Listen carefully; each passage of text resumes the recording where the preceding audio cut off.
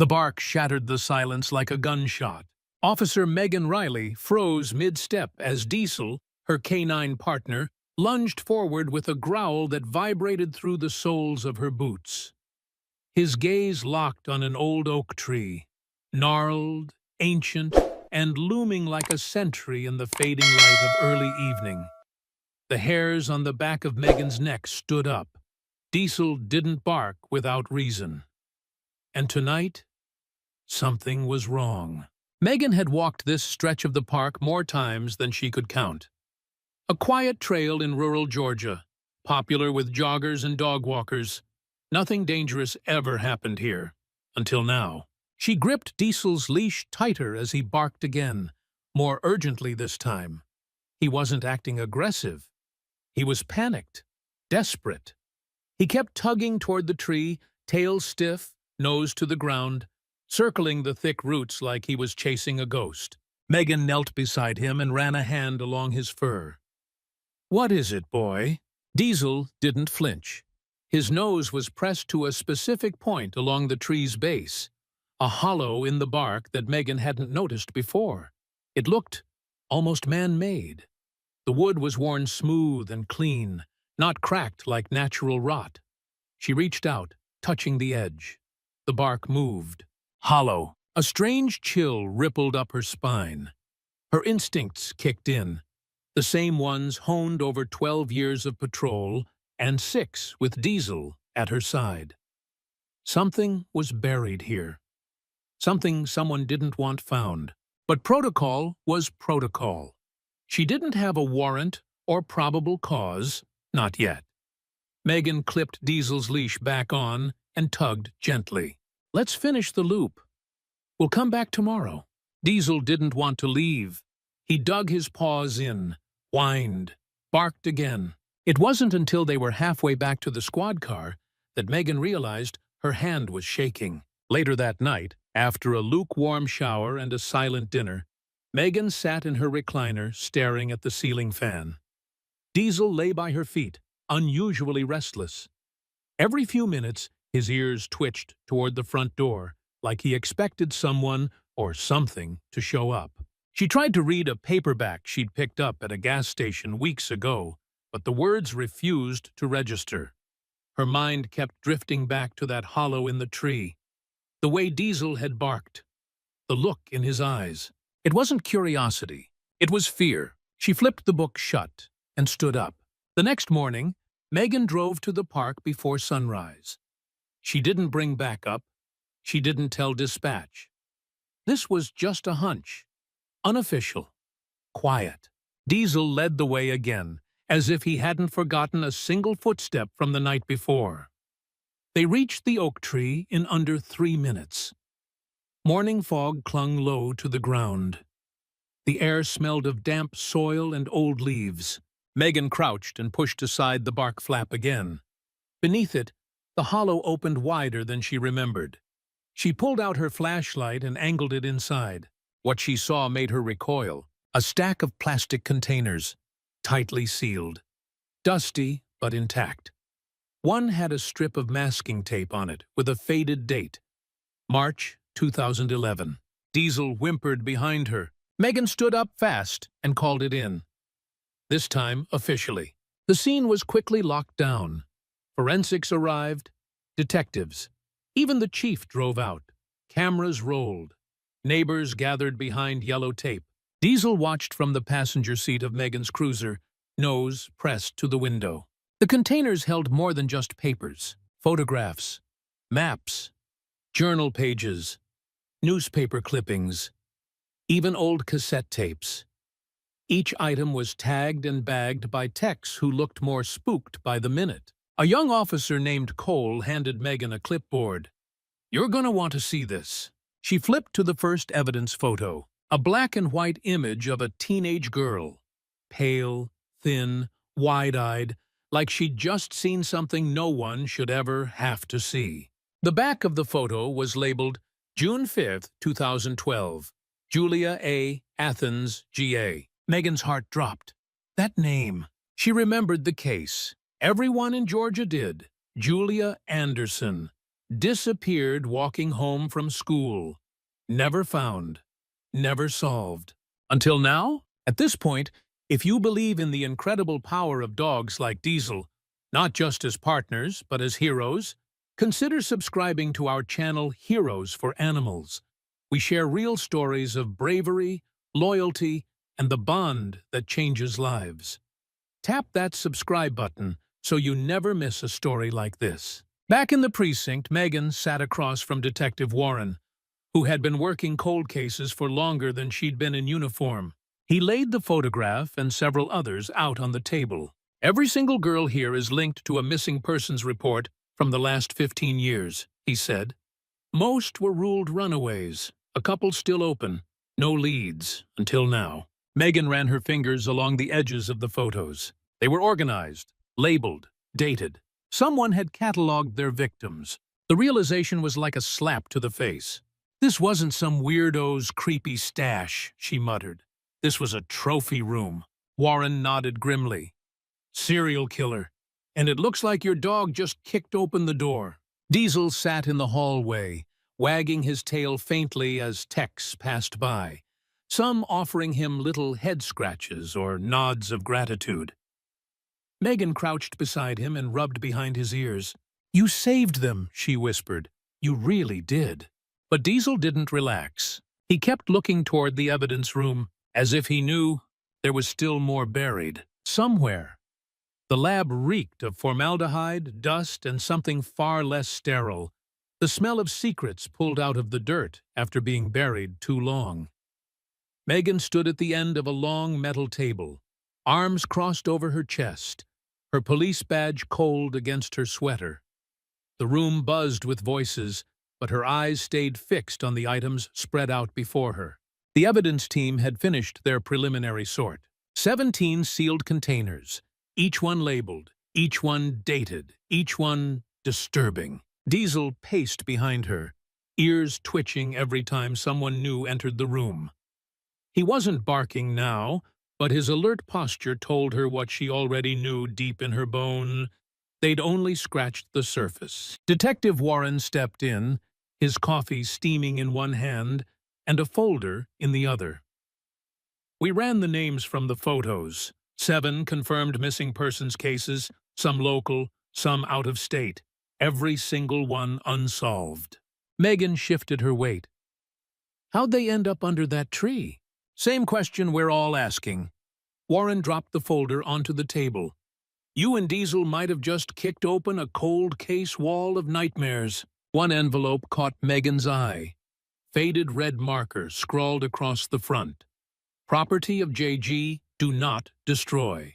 She reached for a pair of gloves before carefully opening the seal. Inside were several Polaroids, some curled from moisture. They showed what looked like basements, chains, empty chairs, a scratched-up radio.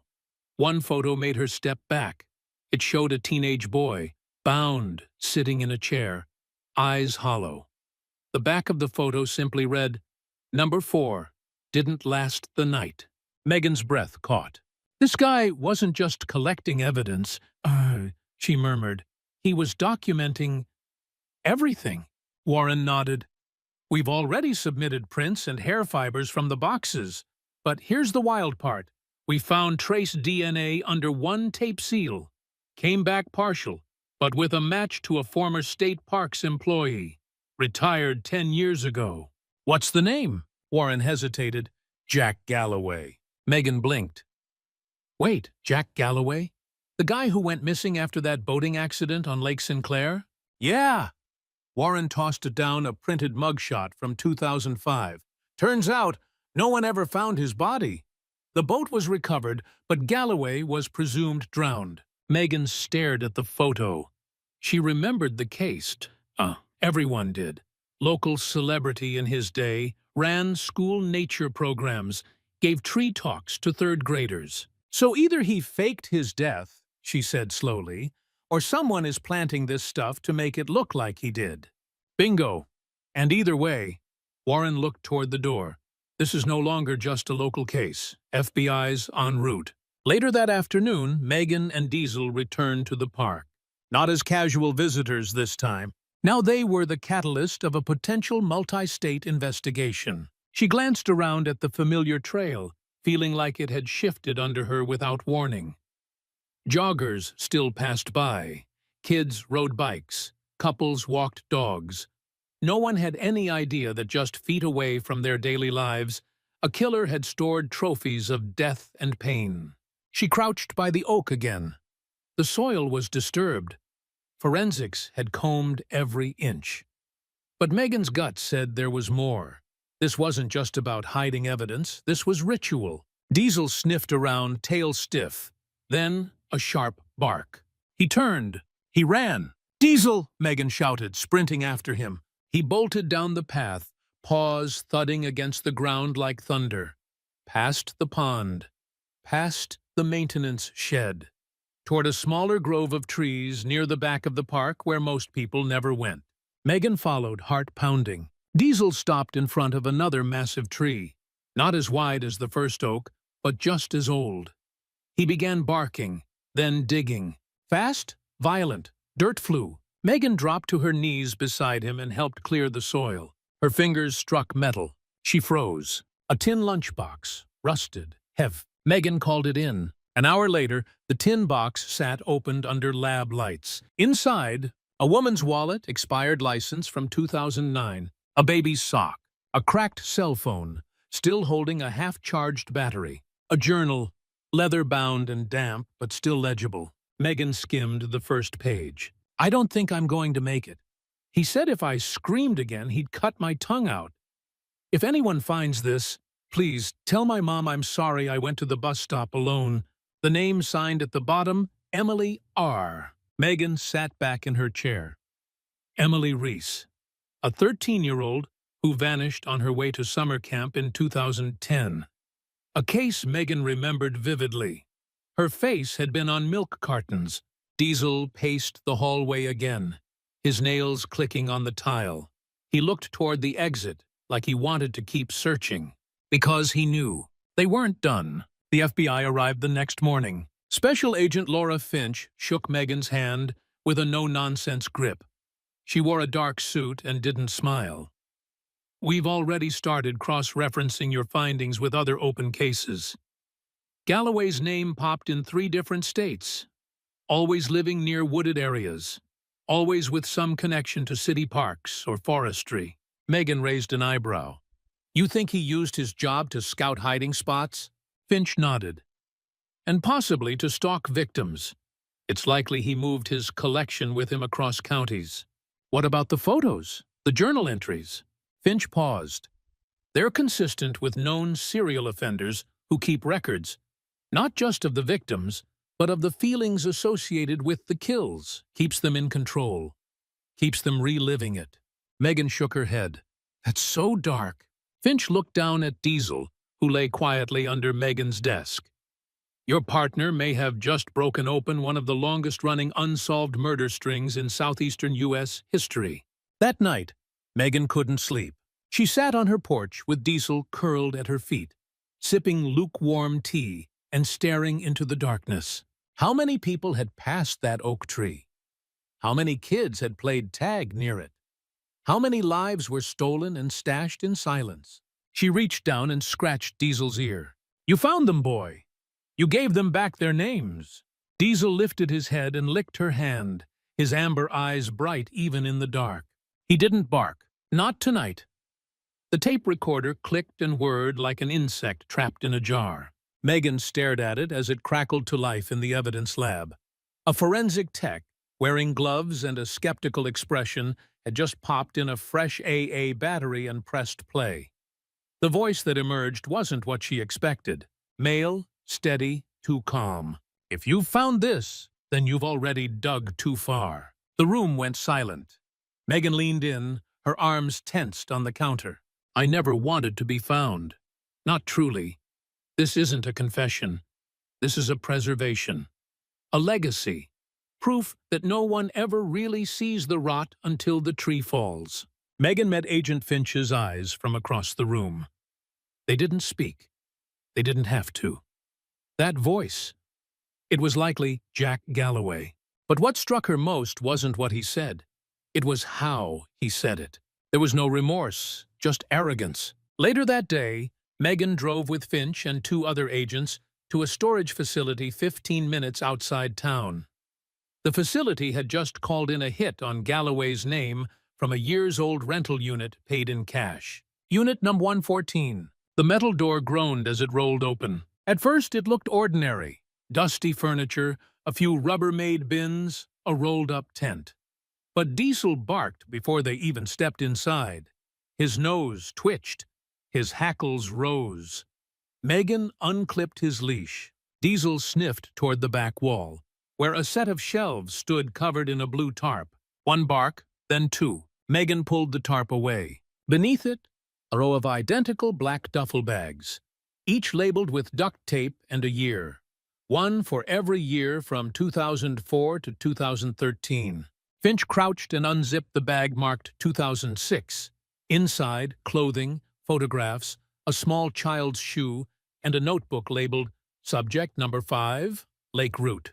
Megan's throat tightened. This man had been hunting for nearly a decade and keeping souvenirs. The forensic team moved in fast, documenting everything. Meanwhile, Megan walked Diesel back toward the car, her mind spinning. "I don't get it," she said aloud. "Why hide this stuff? Why keep it?" Diesel nudged her hand, sensing the unease radiating from her. Finch approached with an evidence bag. "You need to see this." Inside was a Polaroid. Another victim, likely, but this one had something different. A name tag from a summer camp. Green Pines Camp, Macon, GA. Megan froze. "Green Pines? My daughter went there last year," one of the agents muttered. Finch nodded. "It's real. Camp's still active. But this photo dates back to 2008. A girl named Brenna Calloway went missing on a field trip during a canoe ride. Her body was never recovered. Everyone thought it was an accident." Megan stared at the girl in the photo, young, freckled, life frozen in the instant before fear. "He's been hiding in plain sight." That night, Megan returned to her office and pulled out a whiteboard. She began charting every known victim, starting with names confirmed from the photos and evidence. Ages, locations, years, proximity to wooded areas or state parks. A sick pattern started to emerge. He chose girls aged 10 to 14. Always near forests or rivers, always near towns with a population under 50,000, and always in summer.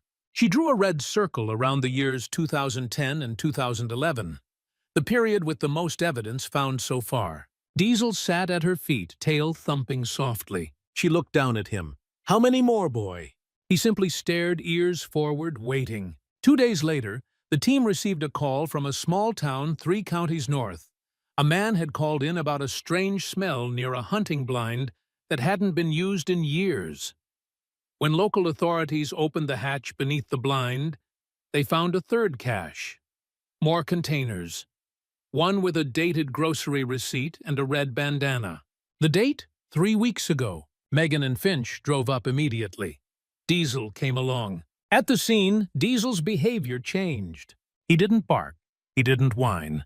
He growled, low, constant. He sniffed around the blind, nose twitching furiously, and then bolted into the brush. Megan sprinted after him. What they found was chilling. A makeshift campsite, still warm, empty food wrappers, a burned-out fire pit, and a half-finished journal entry on a torn page. "They're getting close. Too close. I may have to move again. But the dog, the damn dog, he's the problem. He always was." Megan's blood ran cold. He was watching them, and he knew about Diesel. They secured the site, bagged the evidence, and notified nearby towns. The FBI elevated the case to a fugitive pursuit. Jack Galloway, if he was still alive, was now the most wanted man in Georgia. But Megan couldn't shake the thought that he was playing with them, leaving crumbs, leading them in circles. Every clue felt placed, designed. "What if he wants us to find it?" she asked Finch. "You think it's a game?" "I think it's a legacy, just like he said on that tape." That evening, Megan parked her cruiser on the edge of the same park where Diesel first found the oak. The sun was dipping below the horizon, casting long shadows through the trees. She sat on the hood, arms crossed, Diesel beside her. She scanned the tree line. Quiet, but her heart thudded like a war drum. She could feel it now. The weight of every name they didn't know yet. The families who had spent years wondering. The kids who never came home. And the man who had walked among them, unnoticed, with a smile and a shovel. Diesel stood up suddenly, ears high. Megan turned. A figure, far off, moving behind the trees. Too quick to see clearly, but tall, broad shoulders, faded green jacket. Gone in a blink. "Did you see that?" she whispered. Diesel barked once, loud and sharp. Then he ran. Diesel's paws pounded through the forest floor like drum beats. Megan ran after him, branches whipping her face, heart racing in her throat. "Diesel, hold up!" But he didn't stop. They had both seen it, the figure slipping between the trees like smoke. A man, broad, quick, gone before Megan could even shout. She pushed harder through the underbrush, following Diesel's trail until it suddenly vanished near a shallow creek. The sun had dropped below the horizon now, and the woods were turning into shadows. Diesel circled, nose low, tail stiff. He sniffed upstream, then barked once, a sharp alert, before turning back to her. Gone, just like that. Back at the station, the tech team worked late, trying to decipher the new journal page found at the campsite. Megan sat beside Detective Warren and Agent Finch as they pored over files dating back to the early 2000s. "I want everything tied to Galloway," Megan said. "Childhood, work history, even his high school yearbooks if we can find them. Something's not adding up." Finch nodded. "You think there's a deeper pattern?" "There always is," Megan muttered. "Monsters don't just show up out of nowhere." By morning, they had answers. Galloway was born in 1963 in Clayton County, Georgia. His mother died when he was 8, cancer. His father, a logger and part-time preacher, had a reputation for violence, but was never charged with anything. Galloway bounced around foster care until age 12, when he was placed with a couple in rural Alabama. From there, things got murky. No school records between 7th and 10th grade, no photos, no medical history, just gaps. "Like he vanished," Megan said. "Or was hidden," Finch replied. "The first official job record? A seasonal ranger's aide in a small state park, just 20 miles from the first missing child on their map. The pieces weren't scattered. They were buried on purpose." Meanwhile, Diesel grew restless. He refused to eat his usual dry food, whined every time Megan left the house. At the office, he wouldn't settle. His nose kept pushing drawers open, his eyes locked on the door. He was sensing something, so Megan trusted him. She brought him back to the park. Not to the oak tree this time, but to the farthest trail, the one that bordered county property and an old abandoned power substation. Diesel walked slowly, deliberately. He sniffed every post, every tree. Megan stayed close. Then, a low growl. He stopped in front of a rusted utility pole half swallowed by kudzu vines. Megan frowned. "What is it, buddy?" Diesel scratched once at the base. She crouched and pushed away the vines. There it was, another hidden compartment, a hollow in the concrete base, covered by old wood and moss. Inside, wrapped in plastic, a shoebox. Megan slipped on gloves and opened it. Her breath hitched. Inside, a Girl Scout sash, a gold necklace with a heart-shaped locket, and a tiny cassette labeled Subject Number 9, Confession. Back at the lab, the audio was distorted, but one thing was clear. A teenage girl's voice, tired, crying. "I told him I wouldn't scream. I didn't. I swear. I just want to go home." Then silence. Then Galloway's voice. "You're part of something now. Don't you get it? You're one of the special ones." Megan had to step out of the room. Her stomach turned. She leaned against the hallway wall, hand on her chest. Diesel pressed into her side, grounding her. Agent Finch followed her out. You okay? Megan nodded, barely. It's not just about the trophies anymore. He's trying to preserve the pain. Finch sighed. This isn't just obsession, this is ego. He wants to be remembered. The press had caught wind of the case now. News vans lined the front of the station. National media ran headlines. K9 uncovers serial killer's evidence vault. Retired ranger may be linked to decades of disappearances. The dog who barked at death.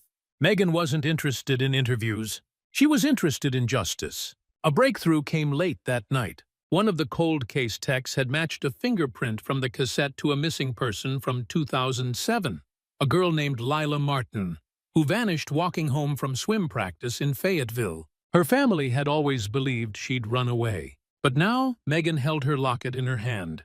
The case officially crossed over into federal serial homicide territory. FBI profilers got involved. They sent over a psychological profile that chilled Megan to the bone. Subject likely operates with high confidence, believes he is invisible, enjoys control.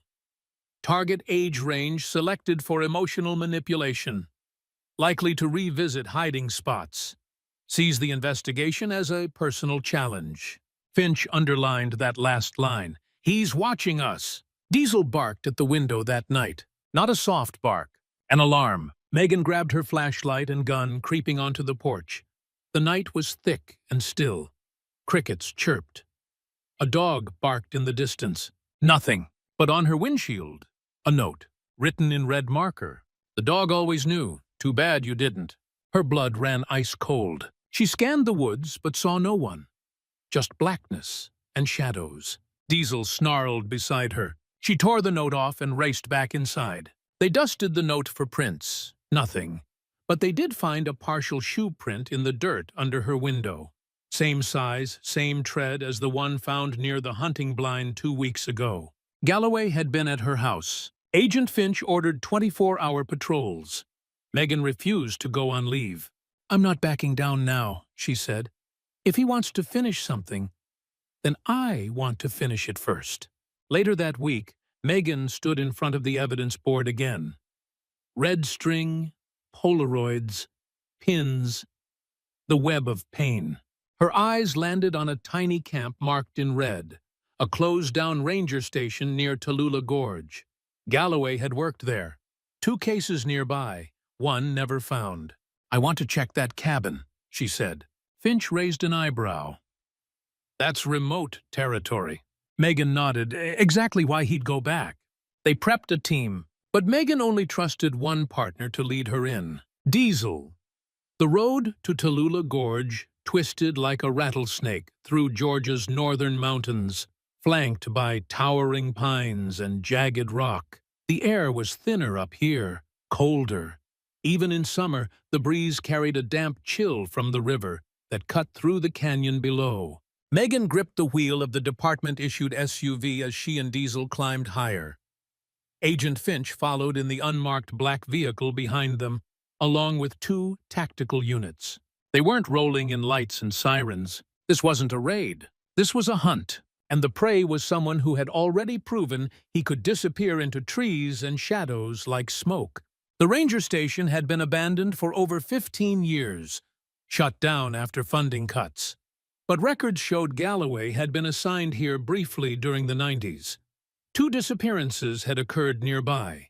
A 14-year-old girl and a solo hiker, both presumed lost in the wild terrain. Now Megan knew better. She parked in the gravel lot, stepping out with Diesel at her side. The building was still standing, barely. The front porch sagged and the windows were boarded up, but the stone foundation remained solid. Agent Finch joined her, scanning the area. Cell service cuts out 2 miles back, radios only. Old school, Megan said, patting her shoulder unit. Diesel stood still. Then he lifted his nose and growled, low, almost like a rumble from deep inside his chest. They swept the cabin slowly. Inside it smelled of mildew, ash, and something faintly sweet, like rotted fruit. Flashlights cut through the gloom, revealing a dusty table, broken furniture, and animal droppings in the corner. But then Megan spotted it. Boot prints. Fresh. leading to a back closet. She raised her hand, signaling the agents behind her. Diesel pressed close. She opened the door. Inside, not a closet, a trap door. The crawl space descended into a narrow, stone-lined cellar. Musty, cold, and carved into the side of the gorge itself. Whoever built it had reinforced the walls with scrap lumber, creating a makeshift bunker.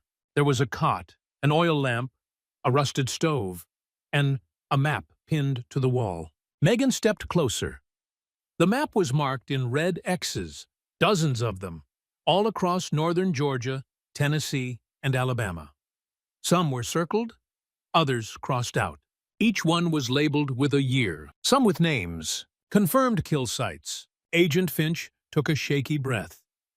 He's been tracking his work like a soldier marking battlefields. Megan's eyes scanned the map. One location was circled twice in red. A point labeled only, Return 2025. This one's personal, she whispered. In a crate beneath the cot, they found photos. Fresh ones. One showed Megan walking Diesel near the park. Another showed her at a gas station. One, chillingly, was taken outside her house, through her living room window. Galloway had been watching her for weeks. This wasn't just a cat-and-mouse game anymore. This was obsession. They secured the site and called for backup to document everything.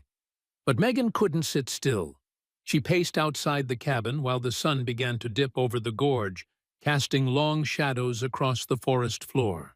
Diesel barked suddenly, sharp and alert. Megan turned. He was facing the tree line. And then she saw it? A figure. Moving fast. "Galloway!" she shouted. She unclipped Diesel's leash. "Find him!" The forest exploded into chaos. Diesel tore through the underbrush with Megan and two agents close behind. Finch radioed for air support, but the signal was already crackling. The figure ran with practiced ease, weaving through rock, leaping logs, always just out of reach. But he made one mistake. He slowed down near a ridge, and Diesel closed in. With a thunderous growl, the German shepherd leapt and tackled the man behind the knees, sending them both crashing into the dirt.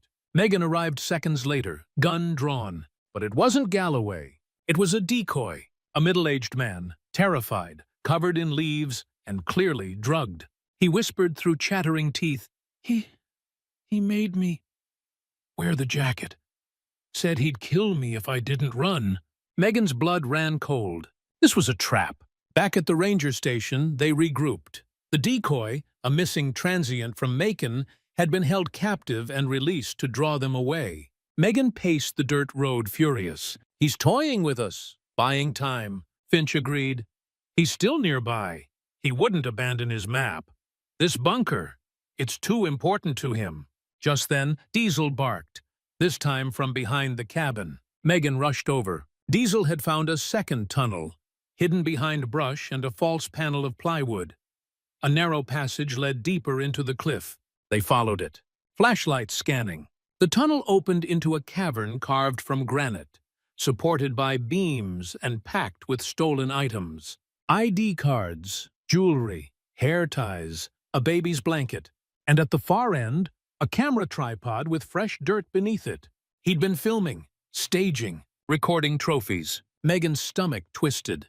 "This is his sanctuary," she whispered, "where he remembers everything." Then she saw the back wall, scratched with writing. Dozens of names, some crossed out, some still waiting. Her own name was on it, so was Diesel's. They secured the cavern. No sign of Galloway. But the evidence was undeniable. This was where he returned to reflect, to fuel his sick ego. The next morning, Megan walked the edge of the gorge trail with Diesel beside her, both of them quiet. The morning mist clung to the river below. Birds called through the trees. For the first time in days, the world felt still, but it wouldn't last. Back at the precinct, Agent Finch pulled her aside. "We traced the camping fuel from the tunnel to a general store in Blairsville. Galloway was seen there 3 days ago, paid cash, bought dehydrated meals." Megan's jaw clenched. "He's preparing for the long haul. Or something final," Finch added. "Something he wants us to see." Megan looked down at Diesel, then back up at the map from the tunnel. One red-circled X burned in her mind, a tree symbol near a river bend. Not labeled, not crossed out, just waiting. The red circle on the map burned into Megan's thoughts like a brand. It was simple. A hand-drawn tree next to a bend in the river. No name, no date. But it was marked twice. Bold, intimate, unlike the rest. A place Galloway planned to return to. Or finish something. 3 days later, they hiked in under heavy cover at dawn. Megan led the way, with Diesel at her side, nose twitching, ears high. Finch and 2 FBI agents moved in silence behind them. They had satellite imagery, trail cams, and motion sensors ready. But none of it mattered as much as Diesel's nose.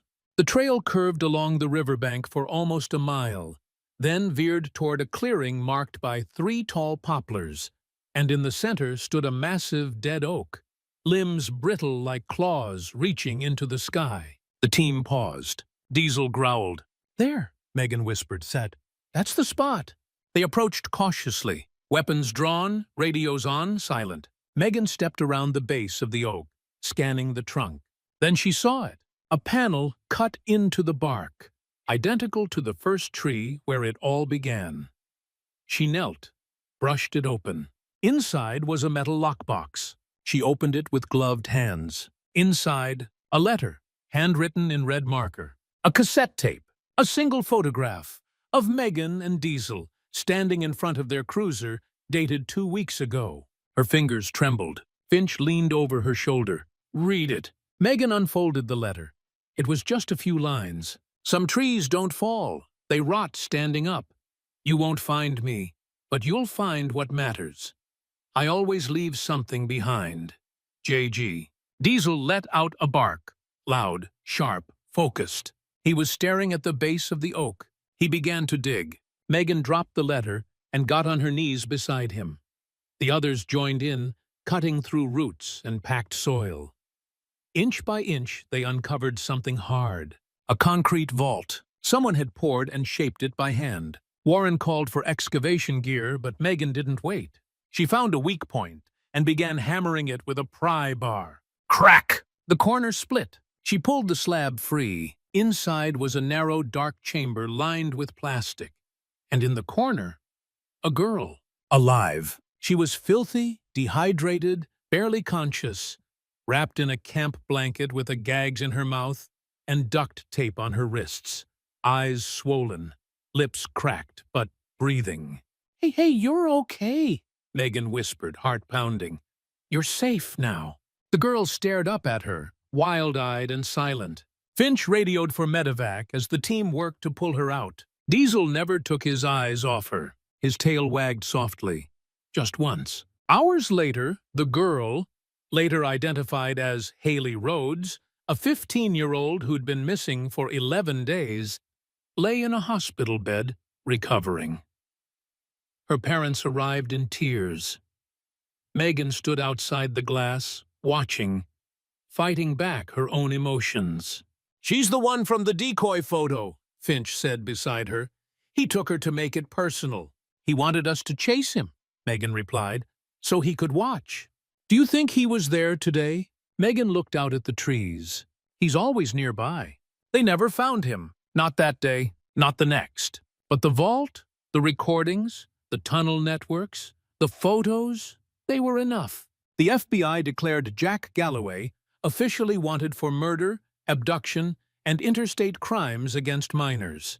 His profile was distributed nationally. Trail cams in dozens of parks were armed. Every tip line lit up for weeks. But he vanished again, like he always had. 1 month later, Megan sat on her front porch, coffee in hand, Diesel snoozing at her feet. The wind rustled through the trees as the sun dipped low across the horizon. The case had gone quiet, but nothing was really over. She'd been promoted to regional K-9 trainer, her choice. She still worked cases, but now she trained the next generation of working dogs, using Diesel's instincts as a model. "You saved them," she whispered to him. "All of them." Diesel opened one eye, tail wagging once. Later that week, a package arrived at the precinct. No return address, no fingerprints. Inside, a photograph of Megan and Diesel, taken from the woods. Recent. A new letter. You don't cut down a whole forest to stop one tree. Some roots go deep, deeper than you know.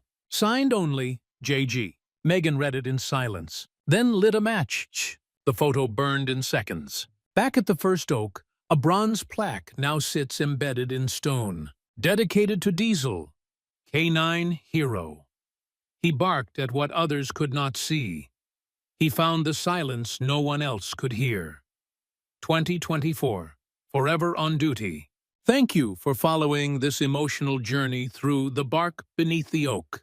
From the first bark to the final clue, Diesel reminded us that sometimes the heroes don't wear badges. They wear fur and listen to instincts we can't begin to understand. What did you think about Megan and Diesel's story? Do you believe Galloway is still out there, or do you think justice caught up to him in some other way? Let us know your thoughts in the comments below. And don't forget to like, share, and subscribe to Heroes for Animals for more true and emotional stories of courage, loyalty, and the bond between humans and their four-legged protectors.